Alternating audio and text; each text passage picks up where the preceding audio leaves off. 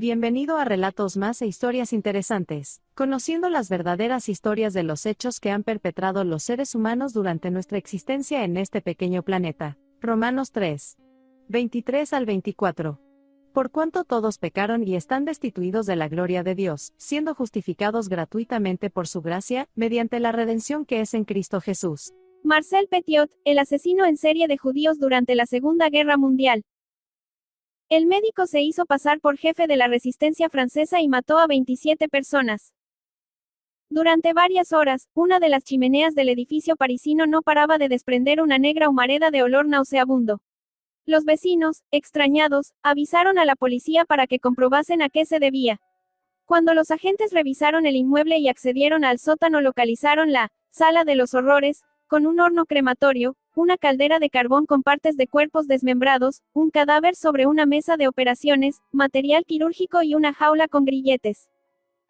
Sin embargo, el dueño de aquel cuarto, el doctor Marcel Petiot, afirmó ser jefe de la resistencia francesa en plena Segunda Guerra Mundial y que sus víctimas pertenecían a la Gestapo. Los gendarmes, agradeciendo su alarde de patriotismo, decidieron dejarlo marchar.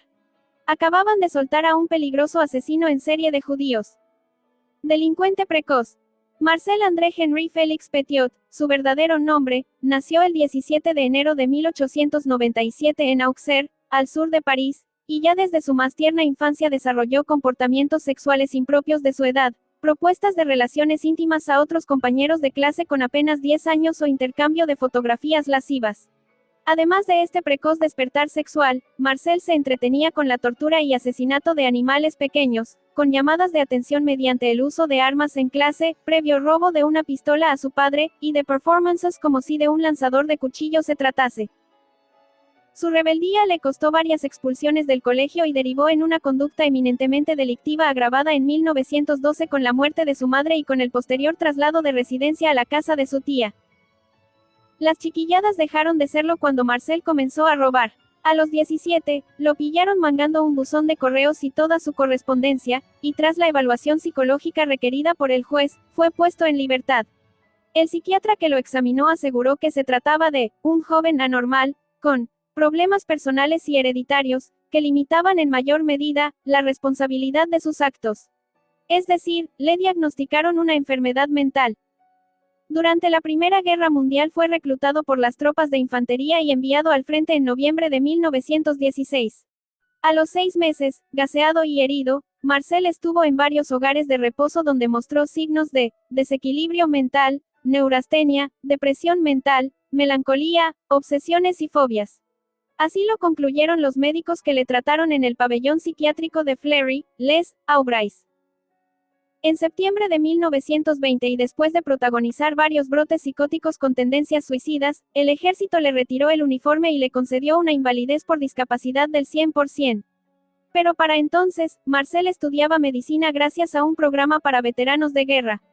Un año después se licenció en medicina por la Facultad de París y empezó a ejercer en Villeneuve-sur-Yonne. En esta localidad, Marcel se convirtió en una figura relevante con más sombras que luces. En 1926 fue elegido alcalde, aunque suspendido de su cargo por fraude y malversación de fondos. Sus prácticas médicas también estuvieron en entredicho, suministraba toda clase de opiáceos y opioides y practicaba abortos ilegales. Incluso lo acusaron de asesinar a la hija de un paciente con la que mantenía una relación sentimental y que desapareció en extrañas circunstancias. La policía jamás pudo demostrar nada. En junio de 1927 se casó con la hija de un acaudalado terrateniente, Georgette Lovelace, tuvieron un hijo, y durante los siguientes 6 años hizo malabares para sortear la acción de la justicia. Desde su llegada a la ciudad, su fama de ladrón se fue incrementando hasta acusarlo de robar energía eléctrica.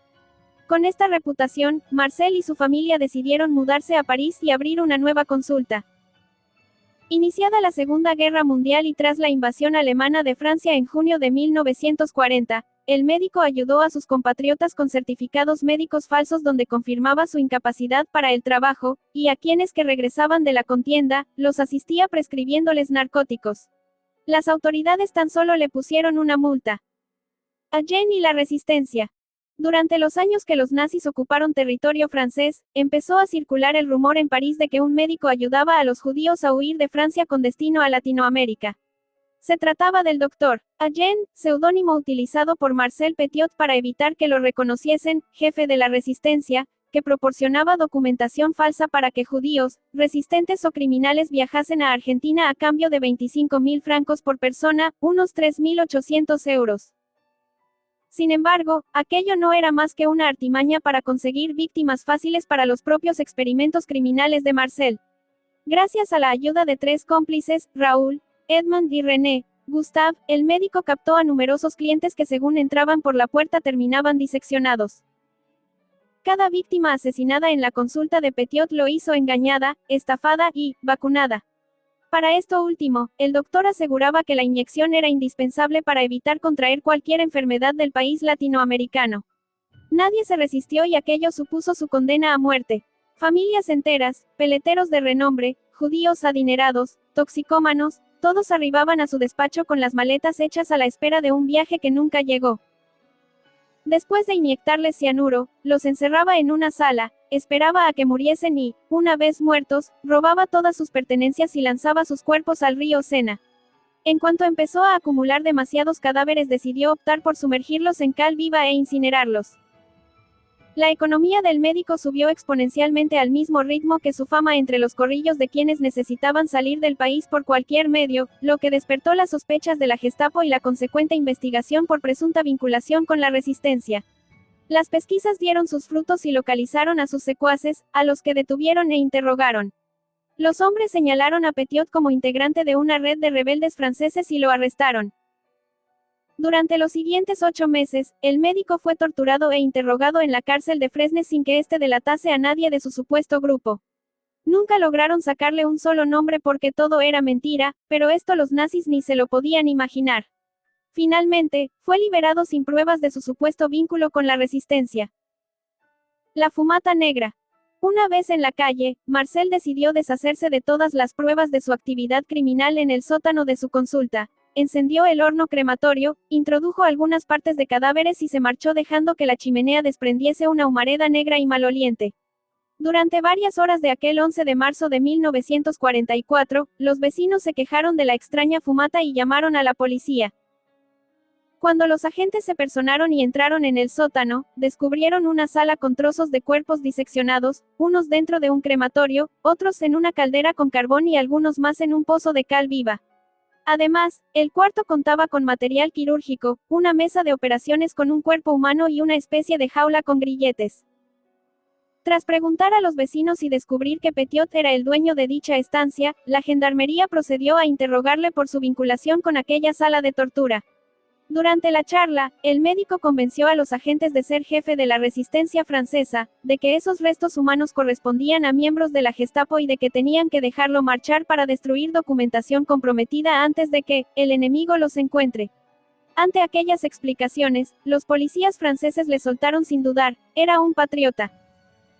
Poco después y ante las insólitas pruebas recabadas en el sótano de Petiot, se inició una investigación sobre los hechos. El médico los había engañado y se encontraban ante la sala de los horrores, con 27 muertos, 72 maletas y 655 objetos. Fue aquí cuando descubrieron que las víctimas eran mayoritariamente judías y no alemanas.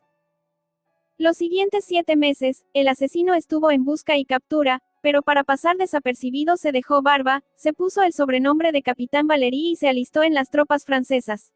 Por su parte, las autoridades, conocedoras de su megalomanía, le tendieron una trampa al publicar un artículo en el periódico titulado Marcel Petiot, soldado del Reich.